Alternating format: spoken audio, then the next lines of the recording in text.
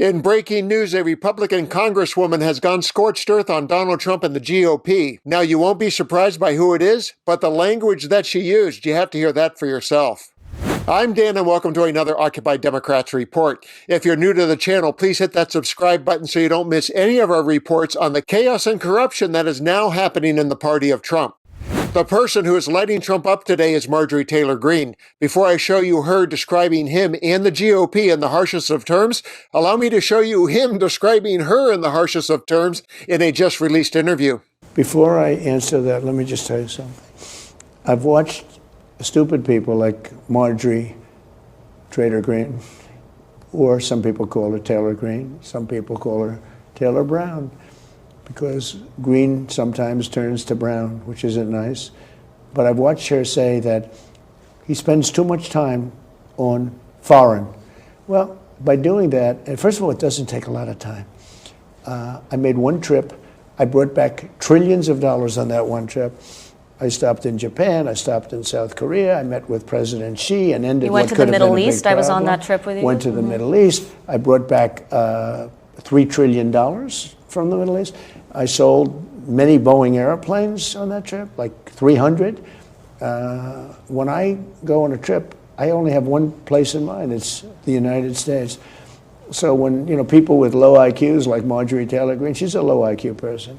When she says it's too, but she was a loyal person until I wasn't able to answer her phone calls because I'm just too busy to answer people's phone calls. You can't call me 3 times a day, and it's just not appropriate when I have over 200 congressmen, 53 senators, 212 countries.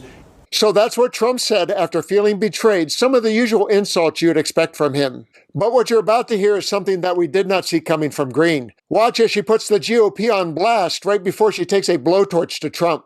Why do you think then Johnson says he is the biggest champion of women? And do you think that there could be more defections, particularly a revolt, as Wolf said, among women in the GOP? Well, you're seeing it. I don't know how he can speak out of one side of his mouth, but his actions fully show the hypocrisy.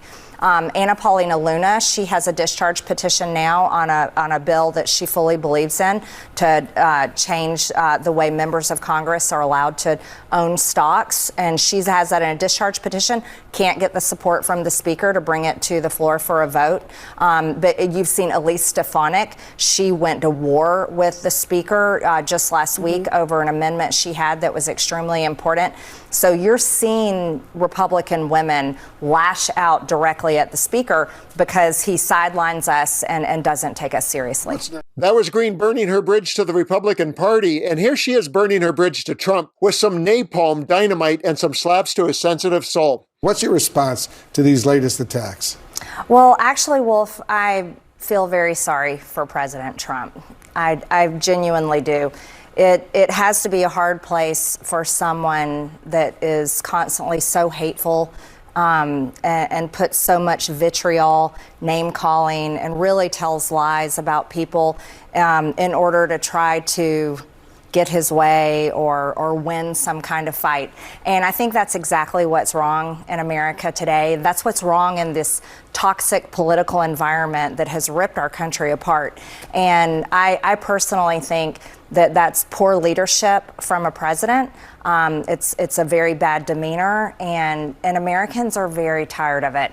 And unfortunately, I also am concerned because I don't think the president's team nor the speaker have told the president about the legislation that I've introduced, that actually much of it directly literally aligns with the agenda that he campaigned on, I campaigned on in 2024. Many of my bills are actually his executive orders in legislative form. And if the speaker would pass my bills, if the President Trump were to sign them into law, guess what? His executive orders, which make him literally a temporary president, his executive orders, which are my bills, would become law. that would become permanent. And so I think it's very unfortunate. Marjorie Taylor Greene and Donald Trump are two peas in a pod. They gushed over each other for years. She used him for relevance and he used her for votes. It was a transactional relationship based on extremism and a mutual appeal to low information, high emotion voters. But something came between them, and that something was Jeffrey Epstein. Greene had to choose between being a friend to women and being a friend to Jeffrey Epstein's best friend. She made the right choice, and this is a great thing to see play out, but it exposes what a lie and a fake sham it was to begin with.